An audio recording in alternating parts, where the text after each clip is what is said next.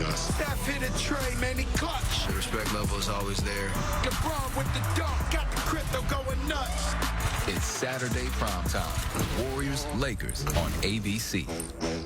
Putin's war, the Russian assault, devastating Ukraine. 1 million refugees, desperate, the world on edge. Now, Sunday, Marco Rubio questioning Putin's state of mind and real-time reports from the war zone on a special ABC's This Week with George. This is the story of Elizabeth Holmes. You got intrigued to see fantasy. You can't peel your eyes away. Now, as Elizabeth Holmes awaits sentencing, what you haven't heard. I was blown away. The new 2020 tonight on ABC. With so much on the line. Russian forces invading Ukraine. More people trust WCVB News Center 5. President Biden announced Boston's most watched news. Major developments today. Every newscast, all day long. We have a team of reporters covering this crisis. With the power of ABC News. Coming in just as we come on the air tonight. America's most watched network news. We are live across the war zone. Air raid sirens ring out. The station more people turn to when it matters most. And we begin tonight with a crisis. WCVB Channel 5, Boston's news leader. Tributes to a state trooper killed on the job at 11. This is a 2020 special edition, Putin's War, the battle to save Ukraine. The Russian assault inside Ukraine intensifying by the hour. Russian forces bombarding civilian targets, apartments, hospitals, and the country's largest nuclear power plant. Men, women, and children huddling in subways, using them as bomb shelters. Hospitals moving patients into basements. Children treated underground. And on the streets, everyday citizens grabbing weapons and making Molotov cocktails to fight back against the invading force. Ukraine's President Zelensky standing defiant against Russia. For how long can you hang on? The refugee emergency unfolding before the world. More than 1 million people escaping across Ukraine's borders. More than half are children. Perhaps millions more on the way. My father is still in Ukraine. Heartbreaking images of mothers, sons, and daughters saying goodbye to their fathers, who must stay in Ukraine and fight. We are here as many cross the border into Poland. And while Ukraine burns, Vladimir Putin sits isolated from the world. President Zelensky's call to arms. Just years into his presidency, the former actor and comedian, now a wartime leader. The husband and father emerging as a symbol of courage and hope to his people and the world. Refusing to leave the capital, calling himself Russia's #1 target. Now, reporting from Poland, David Muir. And good evening and welcome to this special edition of 2020 live from the Ukraine-Poland border. We are here, of course, to bear witness to this unprovoked war in Ukraine, the Russian invasion. Tonight, Russia nearing several major cities, and Secretary of State Antony Blinken here in Europe tonight saying the suffering will likely get worse before it gets better. So tonight here, what do U.S. officials believe is coming? Our reporting here. President Biden has laid the blame on one man, saying Putin is the aggressor. Putin chose this war. The U.S. and NATO allies united, imposing crippling sanctions on Russia and on Vladimir Putin himself. And now, of course, on the oligarchs, the wealthiest Russians seizing yachts, grounding jets. But will the oligarchs be able to influence Putin? And who is in his inner circle? Is Putin listening to anyone? We'll explore that as well. And, of course, Ukraine's President Volodymyr Zelensky and his resilience, the bravery of the Ukrainian people. Is there any chance they can beat the Russians? Of course, the world headline in the last 24 hours, that ominous escalation, the fierce firefight at Ukraine's largest nuclear power plant, the largest in Europe. The fire there just 1,500 feet from 6 nuclear reactors. Emergency crews dousing the flames tonight. The Russians are now in control of that plant, and international authorities say there's been no leak. From the moment Vladimir Putin declared what he calls a special military operation in Ukraine, his forces began rolling across Ukraine's borders from the south, the east, and the north. Tonight, the escalating attacks here, destroying public buildings in the second largest city of Kharkiv, increasingly targeting civilians too, homes and schools, large parts of cities now destroyed. The capital of Kyiv still holding tonight. But new 3D satellite images of that massive convoy of Russian military vehicles, at one point more than 40 miles long, now standing ready just 17 miles from Kyiv. And the Pentagon now believes it's a matter of time. The Ukrainian people going underground to subways and basements to shelter from attacks. The sick and injured treated in hospital wards now moved underground. Tonight, the UN now says there are 1.2 million refugees, half of them children. And we have witnessed the worsening humanitarian crisis unfolding here. What the children have told us, their strength and their messages to their fathers who stayed back to fight the Russians. And tonight, just a short time ago, Ukraine's President Zelensky addressing large crowds in Prague and across Europe. And his message, if we will fail, you will fail. If we will fall, you will fall. But can President Zelensky prevail? How long can he hold out against the Russians? Our Ian Pannell asking him during a meeting with reporters in a secret location. We are live tonight with reports from across the region, and we begin tonight with our senior foreign correspondent Ian Pannell in Kyiv since the beginning. Tonight, the reality unmistakable. The Russians tightening their grip on several of Ukraine's largest cities. And the fighting is taking a terrible toll on civilians. Here, social media video showing the moments immediately after an attack on an apartment complex in Chernihiv, a city north of Kyiv. 47 people killed, according to the emergency services. And tonight, after a fierce firefight, Russian troops have control of Europe's largest nuclear power plant in southeastern Ukraine. The fire ignited at the facility, triggering fears around the world of a potential nuclear disaster. A satellite map of the site shows the flames were located in an area only about 1,500 feet away from the plant's 6 reactors and pools where spent fuel rods are cooled, although not all of them were active. But nuclear scientists calming fears, and this morning the fire was out and radiation levels reported to be normal. And in the capital itself, the ever-present dangers escalating today. These air raids are going off around the city every half an hour or so. We're just heading down into a metro station where a lot of residents are now living and spending the night. It's an eerie sound. And as this war closes in, the fear is what is going to be followed by is bombardment of the city. This was the week when their world changed. This is a big moment for Ukraine. Yes. It was then that we met Dmytro Bulatov, a veteran and a husband, packing his kit and saying farewell to his wife Nina. We Ukrainians are ready to war. From our independence, for our families, for our future. Just hours after we met Dmytro and Nina, a brutal military assault. Air raid sirens are ringing out across the capital, Kyiv, unleashing a mass exodus as hundreds of thousands flee for their lives. At a Kyiv train station, gunfire heard as crowds trying to escape the city forced their way onto trains. Well, we're here in one of the main train stations in Kyiv, and you can see the crush and the desperation of people desperate to get out of a city, fearing that it could come under siege from the Russians at any time. But others unwilling or unable to go. Rabbi Jonathan Markovich and his wife Ina stayed behind to fulfill a promise to care for a 104-year-old Holocaust survivor. Will you stay here with me? I fought the Nazis, and I don't know what's coming.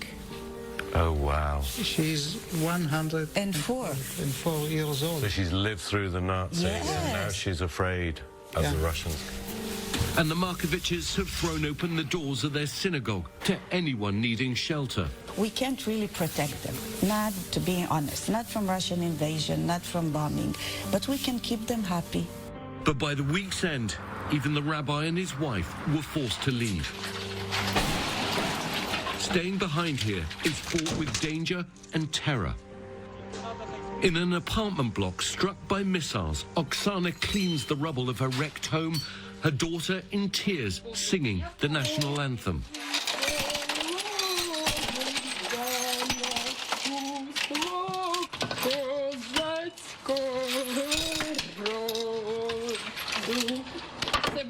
Україна. That stoic patriotism driving Ukrainians from every walk of life to resist. As my colleague Matt Gutman found in this machine shop in Lviv.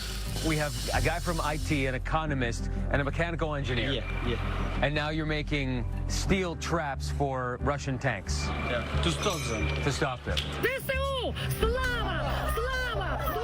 A spirit of solidarity and resistance has swept the nation. As the world watches on social media, courageous citizens block Russian vehicles, stopping tanks from entering their villages, even acting as human shield, packing the road to a nuclear power plant before, as this verified video posted on social shows, it ultimately fell to the invaders. What we're seeing today are civilians taking up arms to try and defend their city of Kyiv. Let's just follow them a second. We're seeing people with anti-tank weapons, Kalashnikovs, are getting them from the police station. And these are men, some of them in their 50s, some just out of their teens, ready to stand and fight and defend. Alexei Goncharenko is a well-known politician here. I don't want to fight. I'm not soldier. I'm not professional military man. But I am not ready to capitulate. That's the difference. Now his only campaign is fighting the Russians. Many people will fight. It will be not so easy for them at all. And I believe that we will win. Lesye Orobet, a mother of an 11 and 13-year-old. We will survive and we will win. She's already sent her husband off to fight. You seem very confident. You must have doubts. You must have fears. So we are here together, and my kids are 2 kilometers from here in a bomb shell. They're alone there. So I'm very confident that we would survive. This is our only chance, you know, and we would do that. And all this resistance seems to be working, at least for now. But with violence and death enveloping the nation, even the youngest are suffering. This is the biggest children's hospital in Ukraine, where medics and staff now risk their own lives to care for more than 190 desperately sick kids here. And the reason we're heading down this passage and underground is because that's where the patients, the children, some of whom are on chemotherapy, have been moved for their own safety. Hello. Hello. Little Yarek has fluid on his brain. And Ilya, whose dad cares for him while his wife and other kids are caught behind enemy lines. It must be harder down here. Valentin says, of course it's harder, but what can we do? We will not give up, though. We will fight to the last. Vova is fighting for his life after his family's car was attacked, his father and cousin killed. And he got really terrible injuries on his face, on his body, legs, and... Dear, how old is he? 13 years. 13 years old. His mother agreed to let us film. So many here want the world to see what's become of their children. Oleg Gordik is a surgeon here at the hospital. You look tired. How tired? Yeah, you must be. You're strong people. Ukrainian people is very strong. Yeah, but you're being tested. My family is staying in our clinic. My daughter, 17 years old, she now works as nurse. Like all Ukrainians, he's now living in a world he could barely imagine just a week ago. I believe in maybe in future, tomorrow, maybe next week or next month, I see some in our clinic. Ian, the children you met inside that hospital, their smiles, their bravery underground. Ian Panel back with us from the Ukrainian capital of Kyiv tonight.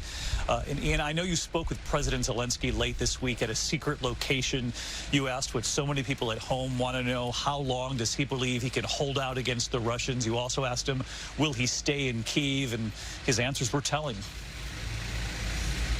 Yeah, that's right. I mean, he's very honest. He's not a traditional politician in many senses. His answer was simply, I don't know. I asked him, will he stay in the capital? Here he was much clearer. No, despite the obvious threats against him.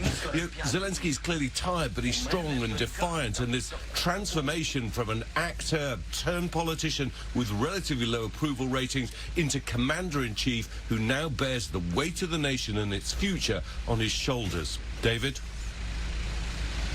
And Ian, you know the President Zelensky again today showing his anger, his frustration after repeatedly asking for a no-fly zone over Ukraine. The U.S. has been adamant on this, saying it will not happen. Talk us through that. And there's a significant new shipment of weapons from the U.S. tonight? Yeah, that's right. I mean, this was, as you say, angry, born out of frustration, I think, addressed by the president. Zelensky denouncing this refusal to impose this no-fly zone, saying that all civilian deaths from now on would also lie with the alliance. But as you say, the Biden administration, NATO, in an impossible situation, because to enforce that no-fly zone means putting planes up in the air and potentially running the risk of a direct conflict with Russia. But, of course, they are welcoming this new U.S. military aid, not just anti-aircraft missiles, but vitally anti-tank missiles as well. This will certainly try and redress some of the imbalance in the forces here. David? Ian Pennell live in Kyiv for us again tonight for this special 2020. Ian, thank you. When we come back here, the humanitarian crisis unfolding before the world, what we witness right here, families leaving, and then what they're told when they get here, just across the border. You'll see it. You'll hear it for yourselves. Their lives changed forever. And their tearful messages tonight for family back home and for the world. And later, Vladimir Putin, what's driving him? What is his endgame? Martha Raddatz with her sources tonight, what she's learned. Every big idea, every game changer, every how'd they do that starts here, the blank page. Artists and writers know the tyranny of it well. But so do developers, data scientists, CTOs, the new creators. To them, we say, let's create something that changes everything.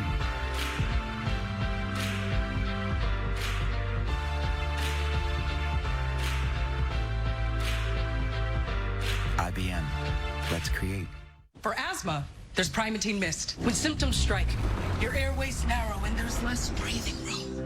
Primatene Mist is clinically shown to open airways quickly. Get the #1 FDA-approved over-the-counter asthma inhaler and breathe easy again. Feeling supported, bad vibes started. New Activia Plus. CDs ain't no need to think, head over heels, get A+ feels. New Activia Plus with nutrients to help support your immune system. Start with Activia. Your gut is where it all begins. Unleash the freshness.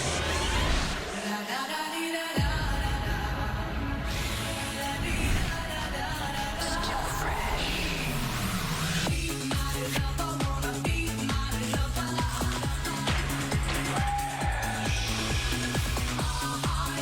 It was Scent Booster.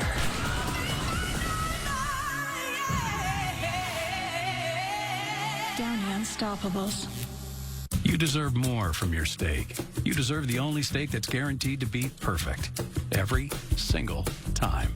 At Omaha Steaks, we're delivering old school quality with a now school mentality. That means aging every steak for tenderness, carefully hand carving, and obsessing over every last detail, so you never second guess a single bite. For a limited time, get 4 free chicken breasts and 4 free pork chops with your order. Go to omahasteaks.com/TV today.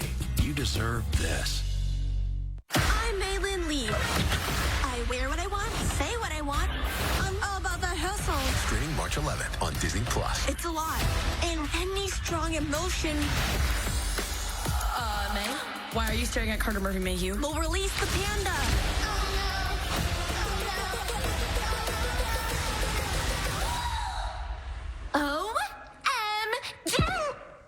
Disney and Pixar's Turning Red. Rated PG. Original movie streaming March 11th. Only on Disney+.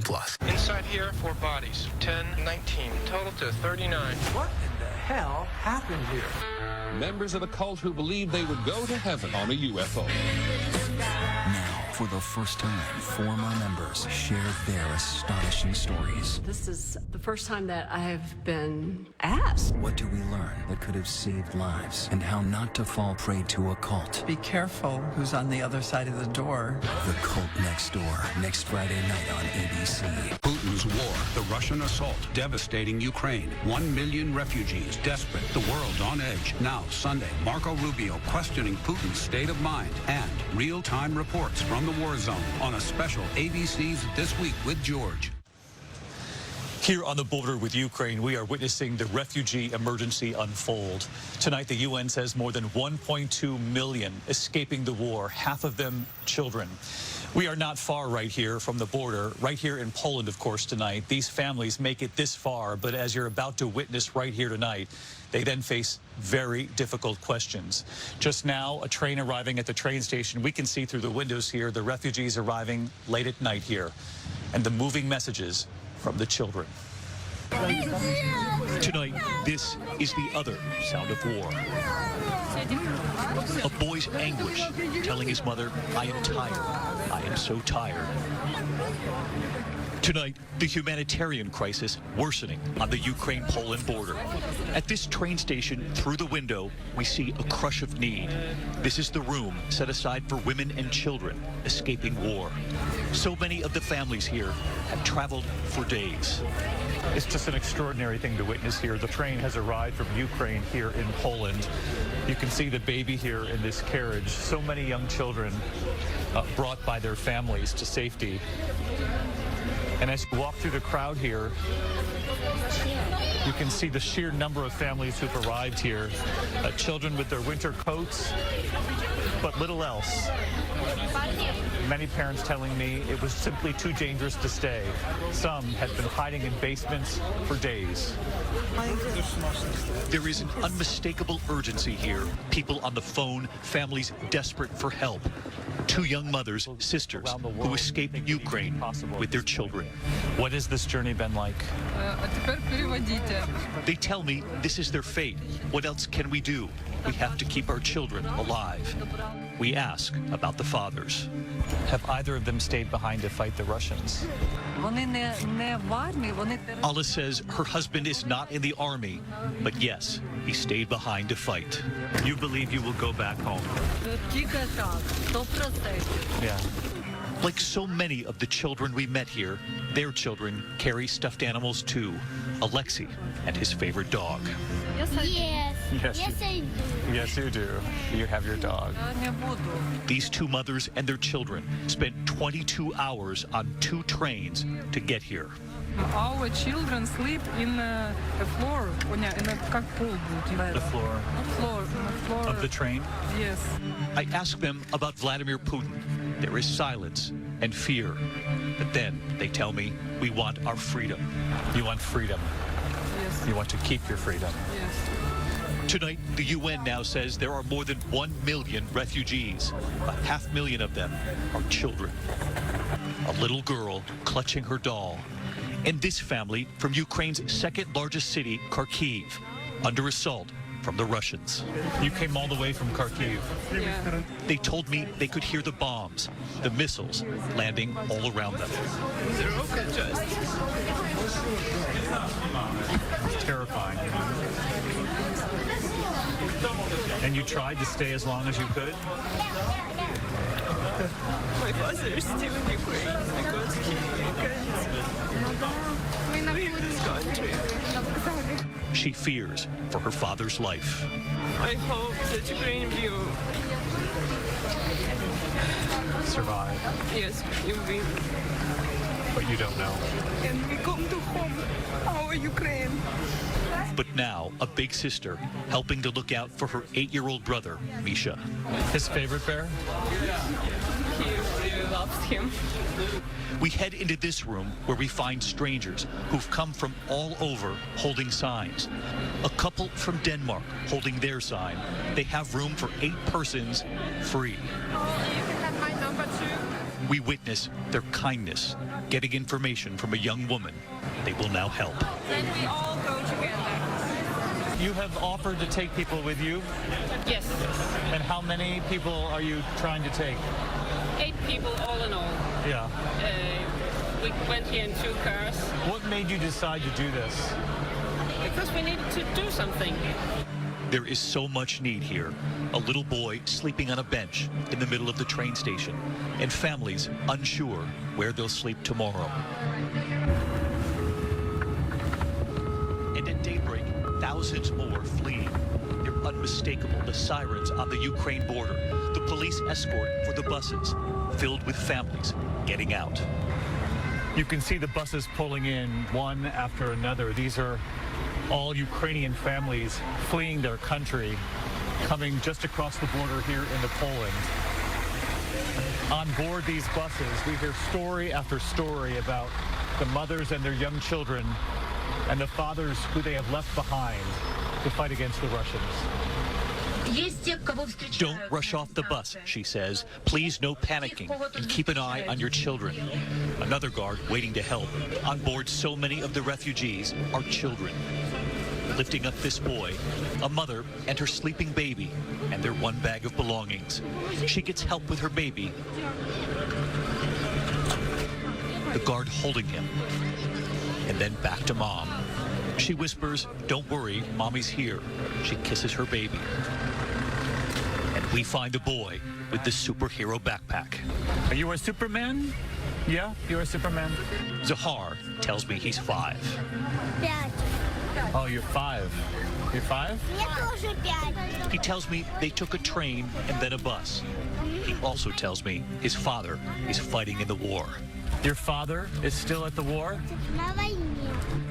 Your son told me that his papa is fighting against the Russians.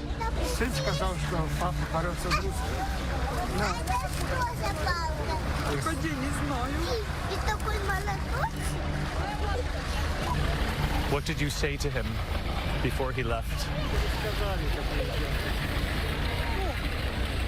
She tells me he told them to go because it was terrible. They could hear the missiles. The Russians were firing all around them. How do you explain this to your children? What do you say to them? She says, my 8-year-old daughter is old enough to understand the danger. Wiping her tears, she holds her. A kiss to her forehead. As you can see, there's just a crush of families here who have just arrived from Ukraine. This is the shelter that they have set up here, at least in the short term, to try to get these families some answers. This young woman, a volunteer, telling them they will now choose a country where they will go next. Germany, Austria, Italy. We see the line of people listening to her, realizing they must choose now where they're going to live. She was telling you all of these places you can go. Have you thought about that, where you want to go? She tells me they're planning to go to Vienna. Can you believe that you're being forced to choose another country to go to? I want to be away from the danger, she says, so I can have my children live in peace.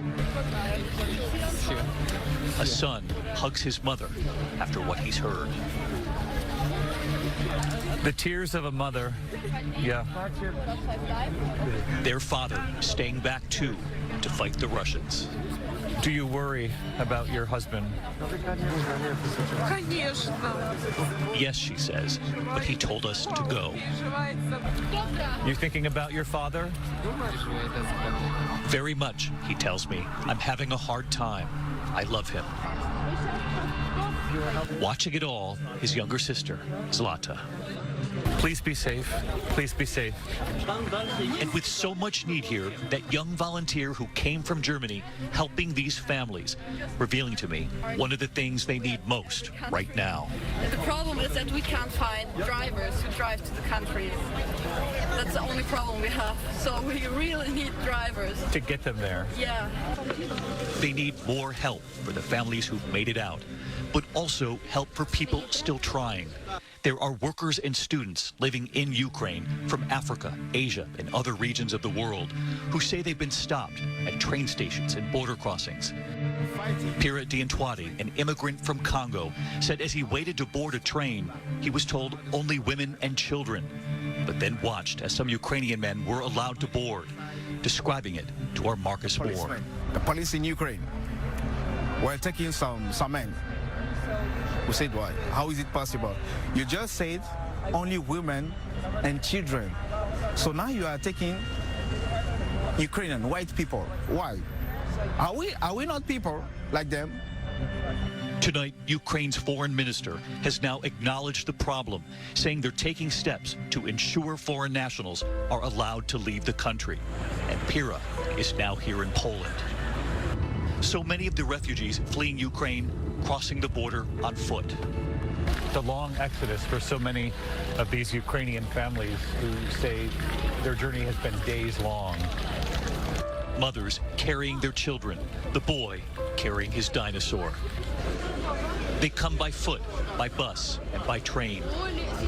And at the train station, the little girl wearing hearts and holding her unicorn, her mother holding her. You know, just so many scenes here, just like that one. Children holding their favorite stuffed animal, families carrying just one bag of belongings, all they could bring with them. And of course, those young mothers holding their children for so much of the journey. I know many of you have reached out to me on social media asking how you can help in the humanitarian effort. So we've put up a link at our website. You can go to unicefusa.org/ABC. So many of the families here, mothers and children who have escaped the war, want to know, why is Vladimir Putin doing this? They ask me, what does he want? They also ask what the world is asking. What is his endgame? Here's our chief global affairs correspondent, Martha Raddatz.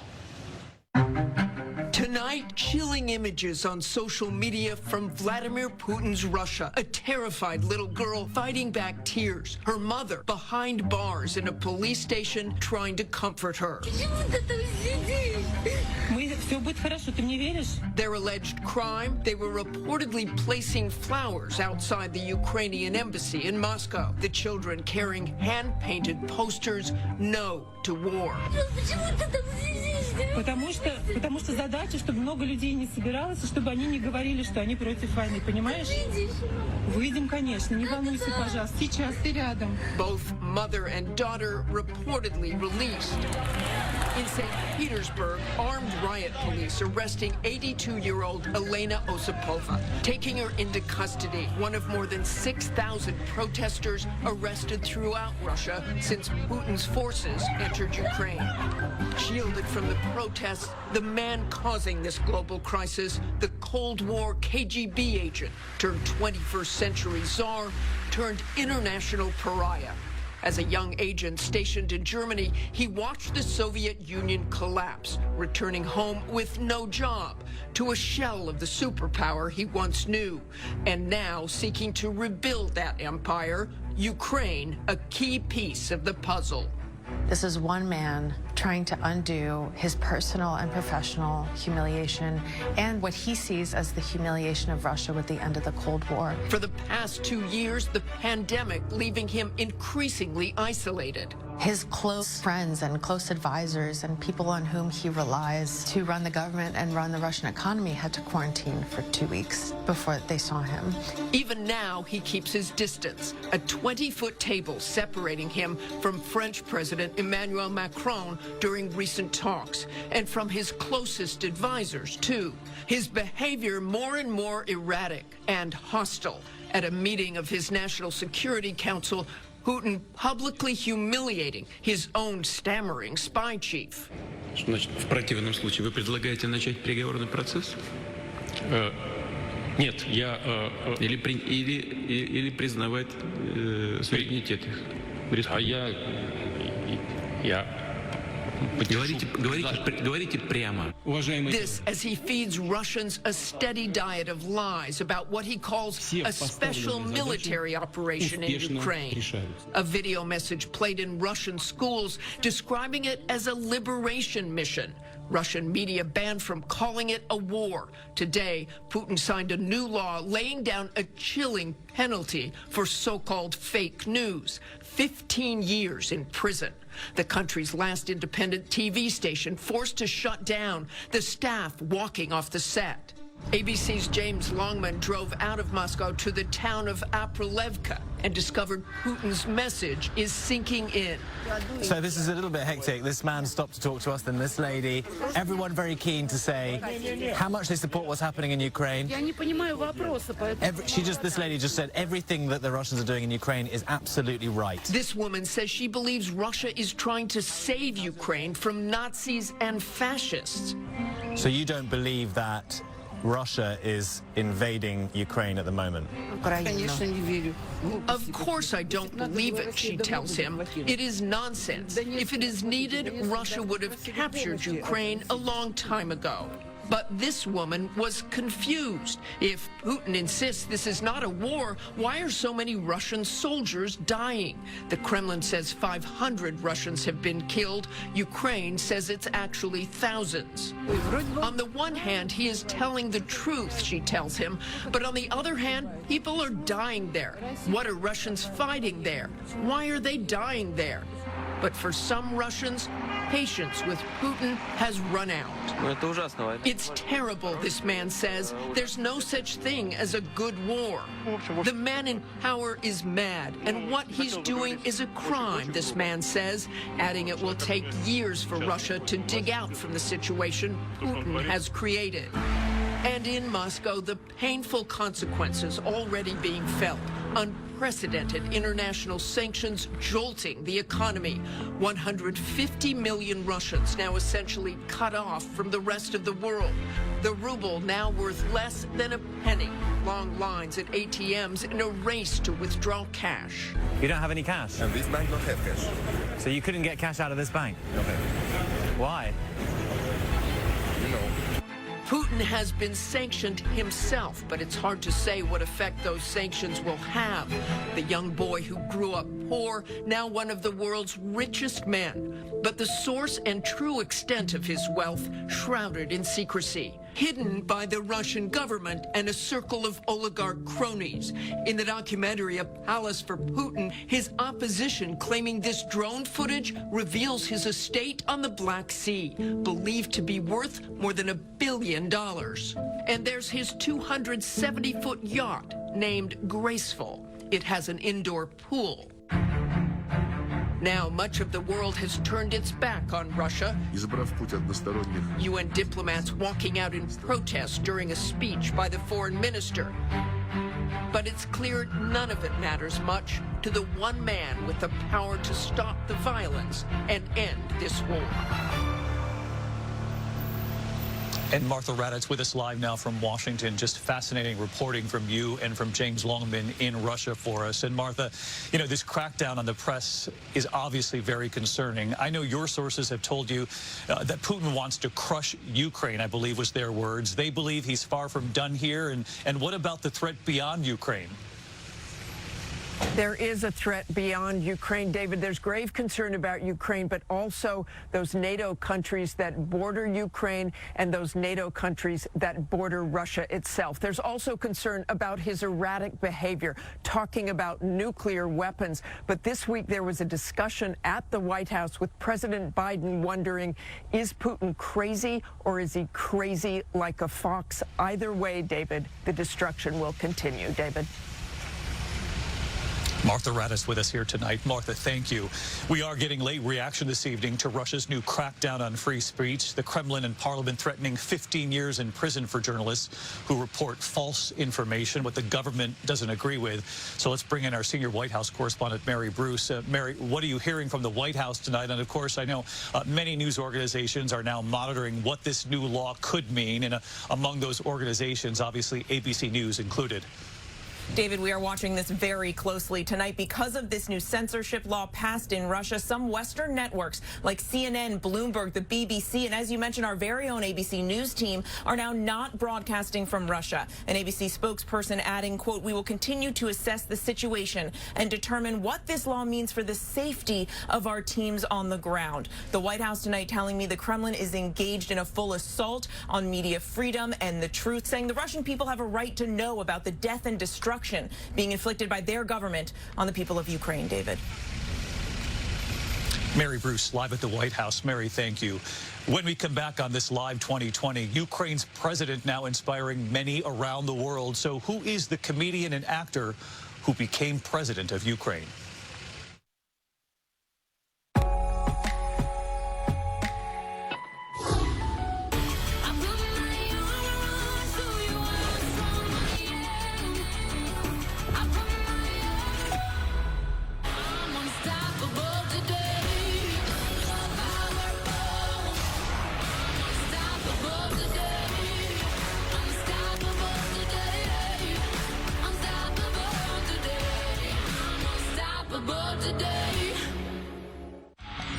All my friends sleep on a Purple mattress now.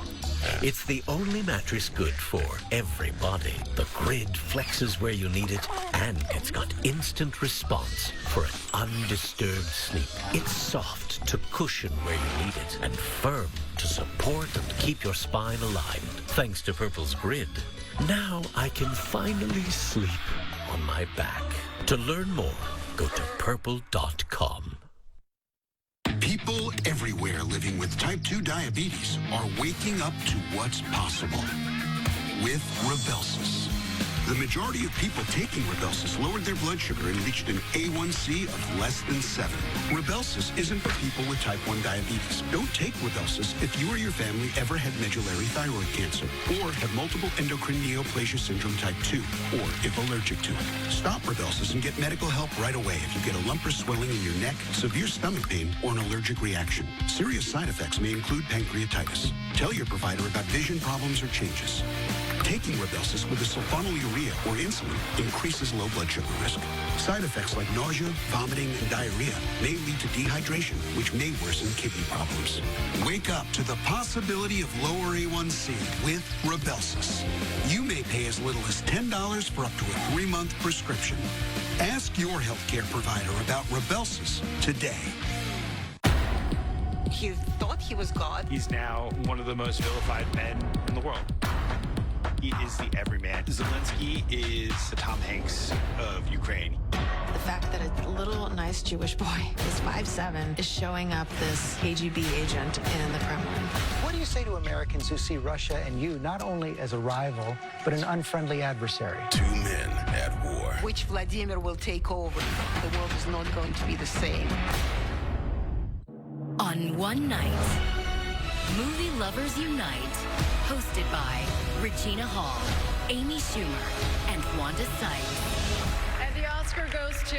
The Oscars live Sunday, March 27th on ABC.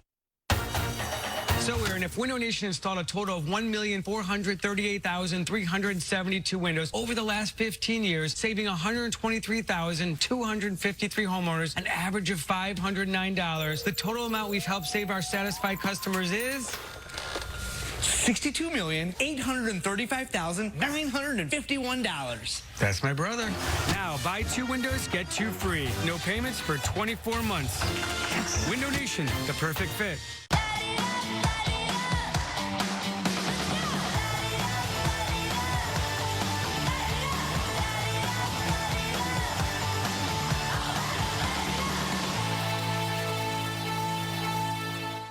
Go 2 Filet-O-Fish. You can go 2 crispy chicken sandwiches, or you can go spicy. One thing you can't go wrong when you get the Filet-O-Fish, crispy chicken sandwich, or spicy crispy chicken sandwich. Any 2 for $6 at McDonald's. Idol is celebrating season 20 in style and bursting with talent. You might be the biggest star we've ever seen.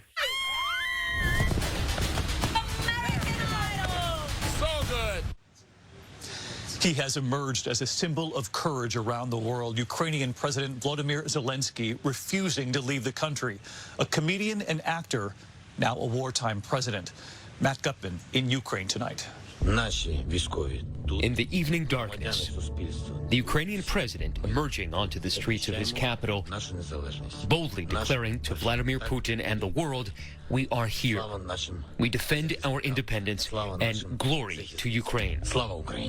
In that moment, the previously little-known Volodymyr Zelensky transformed into a global icon, outgunned but armed with grim resolve. Each video message, part proof of life, part rallying cry. The 44-year-old Zelensky, now the unlikely David to Putin's Goliath.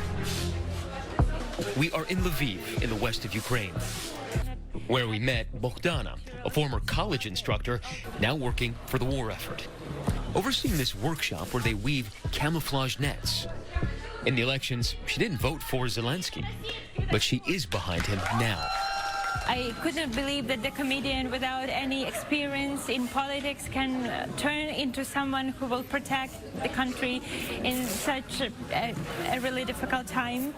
And he turned out to be such a person. Before his landslide victory in 2019 over the incumbent, the closest Volodymyr Zelensky had to political experience Доброе утро, господин президент. was playing the president on TV. He was the star of the hit satire, The Servant of the People, portraying a high school teacher who improbably becomes the country's commander-in-chief. Everybody knew his show, even in Russia, and suddenly he became a presidential candidate, and of course there was a lot of jokes. After all, he was the winner of the country's version of Dancing with the Stars, the voice of Paddington Bear. On Election Day, Zelensky mobbed, not yet knowing that everything was about to change. Ready to be president? I don't know. The people will decide it in the evening. Then, just like his character, he was about to be tested. Zelensky landing himself in the middle of then-President Donald Trump's impeachment. Transcripts were released of a call between the two leaders, Trump seemingly asking for a political favor in return for military aid. Nobody pushed me. Yes. In other words, no pressure. It's kind of a terrible thing to come into office with all of these big plans, and suddenly your presidency is defined by one phone call with President Trump. Yulia Mendel served as Zelensky's press secretary. Why did he need to run for president? He saw that Ukraine was suffering from nepotism and from old elite class, and he decided to bring something new. He really managed to change Ukraine politics drastically. Volodymyr Zelensky comes from a Jewish family. Several of his relatives died in the Holocaust. He's a child of Soviet times. He and one of his best friends shared a pair of blue jeans, which was one of the most precious commodities in that era, and they would take turns wearing the jeans when they would go out for dates. The First Lady, Olena Zelenska, a writer for her husband's comedy troupe, now a wife and a mother in wartime. Bravely sharing this message: I will not panic or cry. I will be calm and confident. My kids are watching me. I will stand by them and by my husband and together with you. The couple has 2 children, a young, beautiful family, smiling in photos on social media. Can you see your family? Can you see your kids? No. I can't. Zelensky knowing that every time he appears on camera, it might be the last time the world and his family see him alive. Despite the danger, Zelensky allegedly turning down offers from other countries to help him evacuate. The leader quoted as reportedly saying, "The fight is here. I need ammunition, not a ride." He's no longer performing. He's actually doing the role. And I think now he's much more convincing actually as a commander-in-chief. I must say, as somebody who was dismissing him as a clownish character, I've grown to respect him tremendously, because what he's facing is unimaginable. David, Lviv is one of the few provinces that Zelensky did not win, and almost every single person we spoke to here said they did not vote for him. But now, every one of them said they're behind him. David. I've heard the same thing from all of the refugees here. Thanks, Matt. When we come back, targeting the oligarchs tonight inside their privileged lives. So will they have Putin's ear?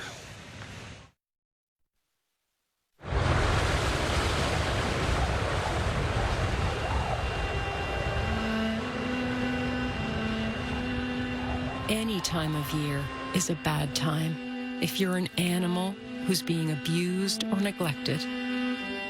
But winter can make the suffering even worse for these animals, many who've been left outside in the cold. The endless suffering, endless pain, just lack of hope. There is no shortage of cruelty out there. This winter, please help by visiting our website at joinaspca.org or call the number on your screen right now. Your support means we can rescue more animals from harm and give them the warmth of loving arms. With your support, they'll get emergency medical care, food, and shelter. The animals who've been abandoned and neglected need our help, and they need it now. They're fighting to stay alive this winter. Your support is all it takes to help save an animal's life. It's really the support that comes in from people that care that really is the engine that keeps us going. And because the situation is so urgent, we're asking you to join in the next 10 minutes. And if you do, we'll send you this free membership kit with our member magazine, the photo of a rescued animal, and this Animal Champion t-shirt. This limited edition item won't last, so act now to get yours today. It's a season of great suffering for too many animals, and if there was ever a time to help, this is it. Please go online or call now. Allergies just try to stop us being the greatest versions of ourselves. Allegra lasts up to 6 times longer than Benadryl, so trees, you won't take us down. Allegra starts working 2 times faster than Claritin, so dust, you won't wipe us out. And unlike Zyrtec, Allegra won't make us drowsy. So fur, you won't phase us. When allergies attack, take Allegra before your symptoms take over you. Live your greatness. This machine is going to help millions of people. It's never going to work. She lies. That's who she is. This isn't just my job. This is my religion. It's Saturday prime time. Warriors-Lakers on ABC. Tonight at 11 on News Center 5. Honoring a state trooper killed on the job. Tributes across Massachusetts from brothers and sisters in blue to fellow fitness enthusiasts. A big weekend warm-up and timing rain along for the ride at 11. With so much on the line. Russian forces invading Ukraine. More people trust WCVB News Center 5. President Biden announced Boston's most watched news. The station more people turn to when it matters most. WCVB Channel 5.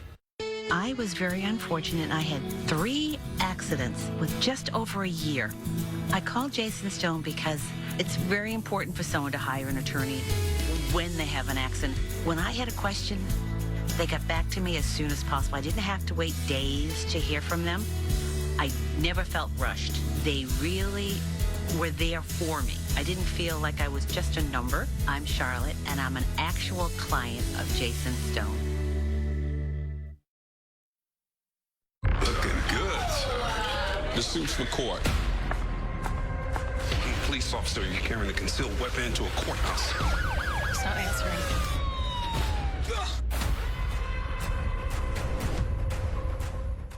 Tonight, the U.S. and NATO targeting Russia's oligarchs, seizing yachts, halting jets. Will it work? Here's Marcus Moore. Tonight, some of Vladimir Putin's closest allies under siege.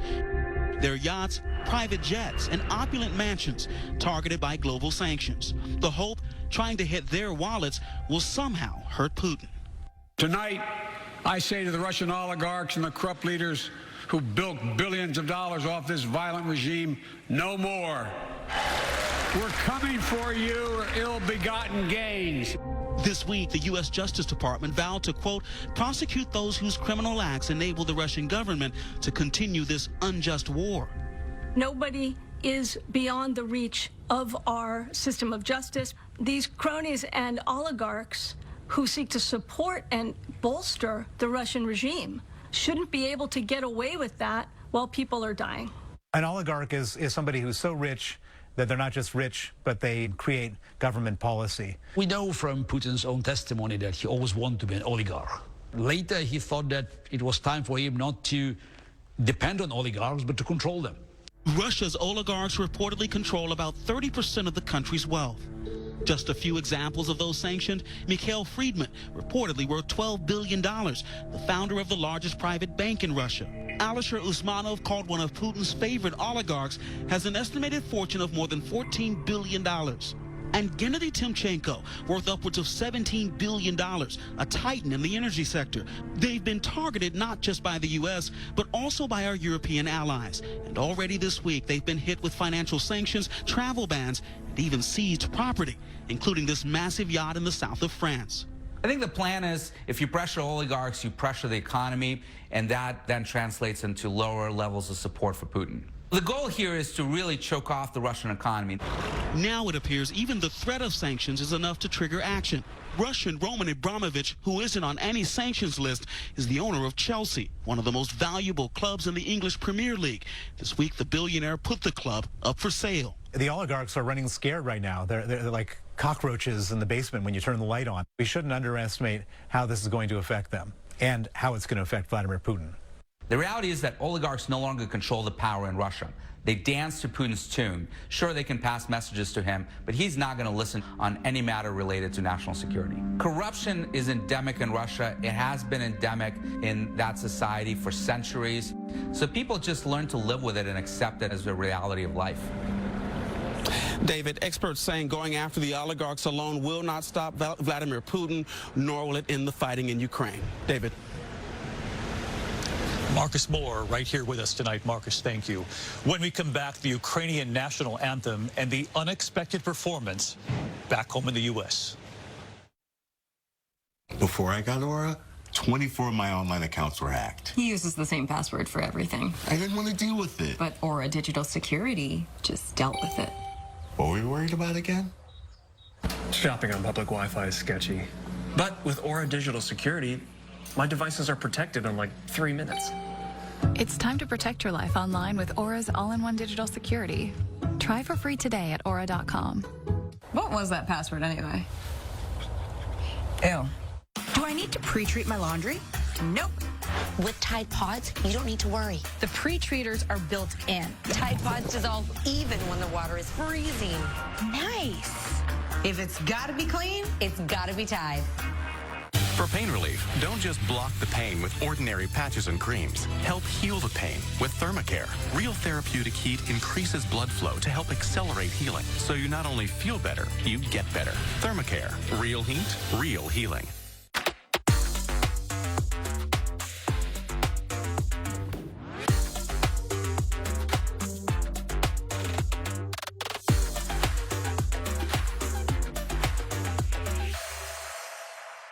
A jelly bean that's good for you? Nature's Bounty introduces new jelly bean vitamins. Good for you nutrients in a tastier for you form. More sweet dreams. More flavorful immune support. New Nature's Bounty jelly beans. Live bountifully. No matter what you do, who you are, or how much money you earn, when it comes to doing taxes, don't go it alone. Jackson Hewitt Tax Pros will make certain you don't miss out on a single deduction. Get the biggest refund you deserve at Jackson Hewitt. Finding my way forward with node-positive breast cancer felt overwhelming at times. But I never just found my way. I made it.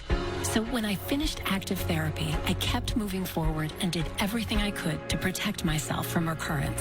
Verzenio is the first treatment in over 15 years to reduce the risk of recurrence for adults with HR-positive, HER2-negative, node-positive, early breast cancer with a high chance of returning, as determined by your doctor when added to hormone therapy. Hormone therapy works outside the cell, while Verzenio works inside to help stop the growth of cancer cells. Diarrhea is common, may be severe, or cause dehydration or infection. At the first sign, call your doctor, start an antidiarrheal, and drink fluids. Before taking Verzenio, tell your doctor about any fever, chills, or other signs of infection. Verzenio may cause low white blood cell counts, which may cause serious infection that can lead to death. Life-threatening lung inflammation can occur. Tell your doctor about any new or worsening trouble breathing, cough, or chest pain. Serious liver problems can happen. Symptoms include fatigue, appetite loss, stomach pain, and bleeding or bruising. Blood clots that can lead to death have occurred. Tell your doctor if you have pain or swelling in your arms or legs, shortness of breath, chest pain, and rapid breathing or heart rate, or if you are nursing, pregnant, or plan to be.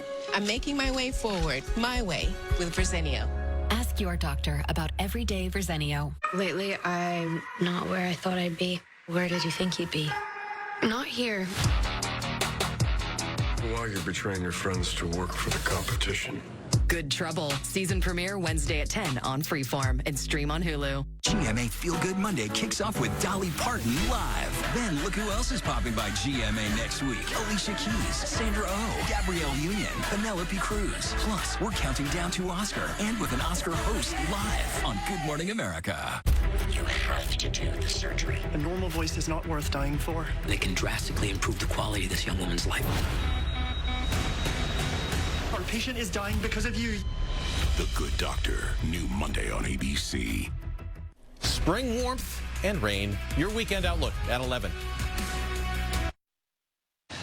And finally tonight here, the remarkable bravery of the people of Ukraine and their national anthem, now a battle cry heard around the world, and the unexpected tribute back home. It has become one of the most powerful symbols of resilience, the Ukrainian national anthem.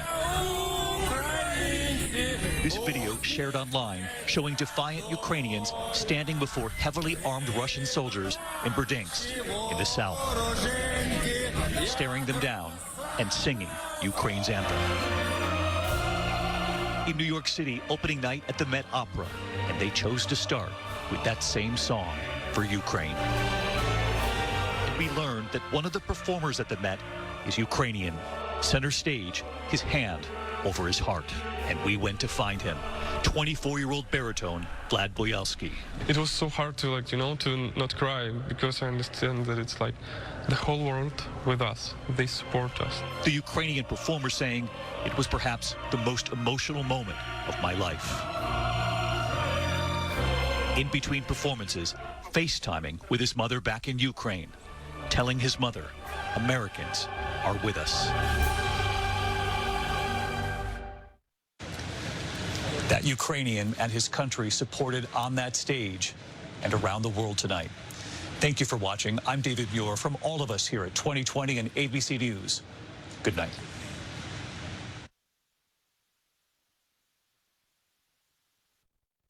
I got what it takes. I will never break.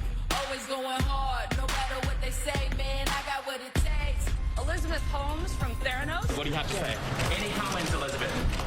There's no better story than the young woman at Stanford who dropped out because she wanted to save people's lives. These days, she's famous and parodied on social media for all the wrong reasons. This is the nanotainer. I developed it in my high school chemistry lab. Now, as it turned out, Theranos was science fiction.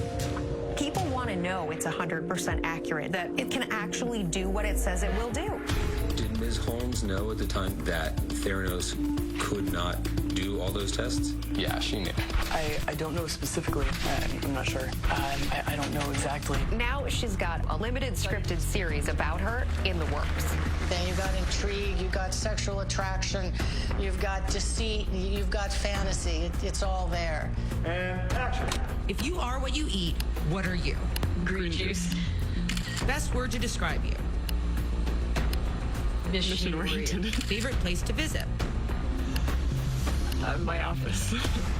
You're like, who's in there? I would be shocked if she didn't finish the Theranos saga behind bars.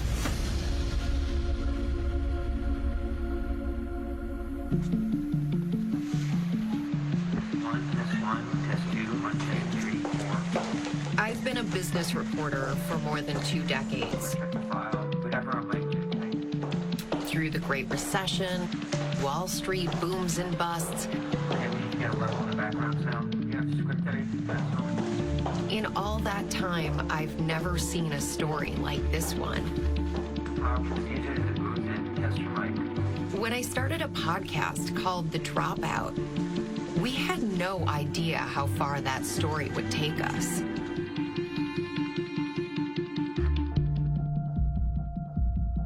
I'm Rebecca Jarvis. This is the story of Elizabeth Holmes. Maybe to understand Elizabeth Holmes, you need to read her notes to herself. I am never a minute late. All about business. That's in caps. How are you feeling today? Do you feel confident? I show no excitement. Do you feel like you're connecting with me? I know the outcome of every encounter. Anything you want to say? Do you have any more regrets? Well, not this one.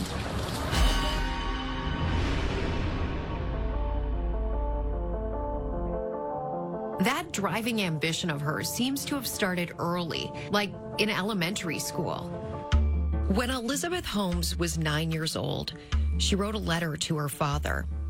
What I really want out of life, she said, is to discover something new. Something that mankind didn't know was possible. I also want to study about man and his ways. Life is really interesting.